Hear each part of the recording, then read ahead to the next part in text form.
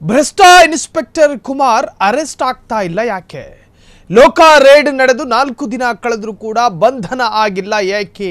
CM ಚಿನ್ನದ ಪದಕಕ್ಕೆ ಆಯ್ಕೆಯಾಗಿದ್ದಂತಹ ಎವಿ ಕುಮಾರ್ ಬೆಂಗಳೂರಿನ ಅನ್ನಪೂರ್ಣೇಶ್ವರಿ ಠಾಣೆ ಇನ್ಸ್ಪೆಕ್ಟರ್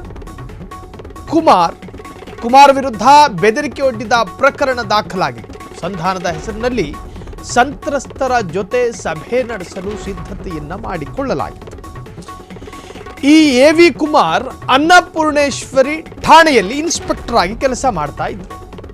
ಅನ್ನಪೂರ್ಣೇಶ್ವರಿ ಅನ್ನುವಾಗ ನಿಮಗೆ ನೆನಪಾಗಿರಬಹುದು, ದರ್ಶನ್ ಪ್ರಕರಣದಲ್ಲಿ ಇಡೀ ಸ್ಟೇಷನ್ಗೆ ಶಾಮಿಯಾನ ಹಾಕಿ ಆ ಕೊಲೆ ಆರೋಪಿ ದರ್ಶನ್ರನ್ನ ಒಳಗೆ ಅತ್ಯಂತ ಭದ್ರತೆಯಲ್ಲಿಟ್ಟಂತಹ ಒಂದು ದೃಶ್ಯ.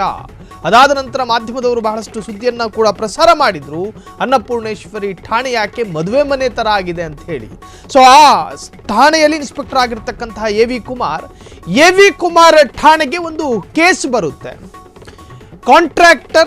ಕಾಂಟ್ರಾಕ್ಟರ್ ಧರ್ಮ ಪತ್ನಿಯ ವಿರುದ್ಧ ಒಂದು ಕೇಸ್ ಬರುತ್ತೆ. ಆ ಕೇಸ್ ನಮಗೆ ಭೋಗ್ಯಕ್ಕೆ ಅಂತ ಮನೆ ಕೊಡ್ತೀವಿ ಅಂತ ಹೇಳಿ ನಮ್ಮ ಜೊತೆ 60 ಲಕ್ಷ ರೂಪಾಯಿಯನ್ನ ತೆಗೆದುಕೊಂಡಿದ್ದಾರೆ ಈ ದಂಪತಿ. ಕಡೆಗೆ ಮನೆನೂ ಕೊಡ್ಲಿಲ್ಲ, 60 ಲಕ್ಷ ದುಡ್ಡನ್ನು ವಾಪಸ್ ಕೊಡ್ಲಿಲ್ಲ. ನಾವೇನು ಮಾಡಬೇಕು, ನಮಗೆ ನ್ಯಾಯ ಕೊಡಿ ಅಂತ ಹೇಳಿ ಒಂದು ಕಂಪ್ಲೇಂಟ್ ಬರುತ್ತೆ. ಆ ಕಂಪ್ಲೇಂಟ್ ಅನ್ನ ತೆಗೆದುಕೊಂಡು ಎವಿ ಕುಮಾರ್ ಏನು ಮಾಡ್ತಾರೆ, ಸಂತ್ರಸ್ತರನ್ನು ಮತ್ತು ಭೋಗ್ಯಕ್ಕೆ ಮನೆ ಕೊಡ್ತೀನಿ ಅಂತ ಹೇಳಿ ವಂಚನೆ ಮಾಡಿದವರನ್ನ ಒಂದು ಹೋಟೆಲಿಗೆ ಕರೆಸಿ ಸಂಧಾನ ಮಾಡುವ ಮುಖಾಂತರವಾಗಿ ಈ ಕೇಸನ್ನು ಸುಖಾಂತ್ಯಗೊಳಿಸಬೇಕು ಅನ್ನೋ ಉದ್ದೇಶ ಎವಿ ಕುಮಾರ್ಗೆ ಇರಲಿಲ್ಲ. ಎವಿ ಕುಮಾರ್ ಏನು ಮಾಡ್ತಾರೆ, ಈ ಕಾಂಟ್ರಾಕ್ಟರ್ ಧರ್ಮಪತ್ನಿ ಒಂದು ಗೌರ್ಮೆಂಟ್ ಸರ್ವೆಂಟ್. ಒಂದು ವೇಳೆ ಈ ದಂಪತಿಗಳ ವಿರುದ್ಧ FIR ದಾಖಲಾದರೆ ಆಕೆಯ ಸರ್ಕಾರಿ ಕೆಲಸಕ್ಕೂ ತಡೆಯಾಗುತ್ತೆ.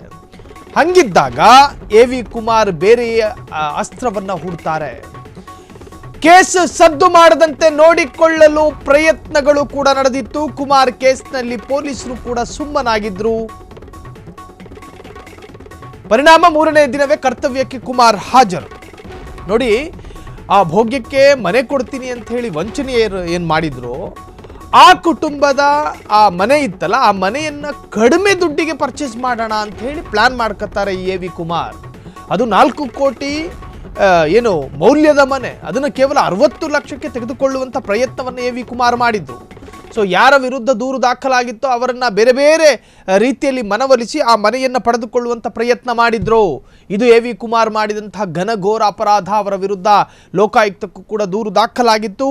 ನಾಗರಬಾವಿ ಚಂದ್ರ ಲೇಔಟ್ ಬಳಿ ಇರತಕ್ಕಂತಹ ನಾಗರಬಾವಿಯ ಒಂದು ಹೋಟೆಲ್ನಲ್ಲಿ ಸಂತ್ರಸ್ತರು ಮತ್ತು ಯಾರ ವಿರುದ್ಧ ಕೇಸ್ ಆಗಿತ್ತು ಅವರನ್ನು ಕೂಡ ಕರೆಸಿ ಅವರ ವಿರುದ್ಧ ಅಥವಾ ಅವರ ಜೊತೆ ಸಂಧಾನ ಸಭೆ ಮಾಡುವಂತ ಪ್ರಯತ್ನದಲ್ಲಿದ್ರು. ಈಗ ಕುಮಾರ್ ಕೇಸಲ್ಲಿ ಈ 3 ದಿನದಲ್ಲಿ ಏನಾಯಿತು, ಕುಮಾರ್ ಪ್ರಕರಣದಲ್ಲಿ ಕುಮಾರ್ ಸೇಫ್ ಆಗೋದಕ್ಕೆ ಕಾರಣ ಏನು ಗೊತ್ತಾ? ಕುಮಾರ್ ರಕ್ಷಣೆ ಹಿಂದೆ ಪ್ರಭಾವಿಗಳ ಕೈವಾಡವಿದೆಯಾ? ಕೋಟಿ ಕೊಟ್ಟು ಸೇಫ್ ಆದ್ರ ಭ್ರಷ್ಟಾಧಿಕಾರಿ. ಪೊಲೀಸ್ ಇಲಾಖೆಯಲ್ಲಿ ಇಷ್ಟಕ್ಕೂ ಏನ್ ನಡೀತಾ ಇದೆ? ಒಂದು ಪೊಲೀಸ್ ಇನ್ಸ್ಪೆಕ್ಟರ್ ವಿರುದ್ಧ ದೂರು ದಾಖಲಾಗಿದೆ. ಲೋಕಾಯುಕ್ತ ಸಂಸ್ಥೆ ಹೀಗೇಕೆ ಆಗಿದೆ? ಲೋಕ ರೇಡ್ ವಿಷಯ ಲೀಕ್ ಮಾಡಿದ್ಯಾರು? ನಿನ್ನೆ ಅಂದ್ರೆ ಆ ಇನ್ಸ್ಪೆಕ್ಟರ್ ಹೋಟೆಲ್ನಲ್ಲಿ ಸಭೆ ನಡೆಸುವಾಗ ಲೋಕಾಯುಕ್ತ ಅಧಿಕಾರಿಗಳು ರೇಡ್ ಮಾಡ್ತಾರೆ. ಆ ಸಂದರ್ಭದಲ್ಲಿ ಇಬ್ಬರನ್ನ ವಶಕ್ಕೆ ಪಡೆಯಲಾಯಿತು. ಆದರೆ ಇನ್ಸ್ಪೆಕ್ಟರ್ ಎವಿ ಕುಮಾರ್ ಅಲ್ಲಿಂದ ಎಸ್ಕೇಪ್ ಆಗ್ತಾನೆ. ಅದರ ಅರ್ಥ ಲೋಕಾಯುಕ್ತರು ರೇಡ್ ಮಾಡುವಂತಹ ಮಾಹಿತಿ ಇನ್ಸ್ಪೆಕ್ಟರ್ಗೆ ಯಾರು ತಿಳಿಸಿದ್ರು? ಒಂದು ಲೋಕಾಯುಕ್ತ ಸಂಸ್ಥೆ ಅನ್ನುವಾಗ ಅದು ಅತ್ಯಂತ ಸೂಕ್ಷ್ಮವಾದಂತಹ ಒಂದು ಸಂಸ್ಥೆ. ಅಲ್ಲಿ ನಡೆಯುವಂತಹ ಅಧಿಕಾರಿಗಳ ರೇಡ್ ವಿಚಾರ ಯಾರೊಬ್ಬರಿಗೂ ಗೊತ್ತಿರೋದಿಲ್ಲ. ಸ್ವತಃ ಲೋಕಾಯುಕ್ತ ಅಧಿಕಾರಿಗಳಿಗೆ ಅರ್ಧ ಗಂಟೆ ಮುಂಚೆ ರೇಡ್ ಆಗುತ್ತೆ ಅನ್ನೋದು, ಎಲ್ಲಿಗೆ ರೇಡ್ ಮಾಡಬೇಕು ಅನ್ನೋದು ಪೊಲೀಸರಿಗೆ ಗೊತ್ತಾಗೋದೇ ಅರ್ಧ ಗಂಟೆ ಮುಂಚೆ.